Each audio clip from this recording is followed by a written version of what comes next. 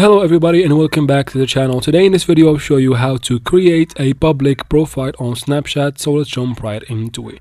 First you go to Play Store and make sure that you have your Snapchat app updated to the latest version.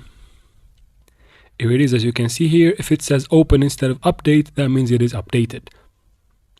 After that, just go to your Snapchat application. Tap on the profile picture on the top left corner of the screen. And then from here, scroll down until you find Create Public Profile. Here it is. As you can see here, it says Create Public Profile. Just tap on it and then tap on Continue. Tap on Get Started and then a window will pop up. Tap on Create. After that, just wait for a couple seconds and you have created a public profile successfully. And that's how we do it, guys. I hope this video was helpful. Please like and comment down below. Don't forget to subscribe for future videos like this one, and thanks for watching.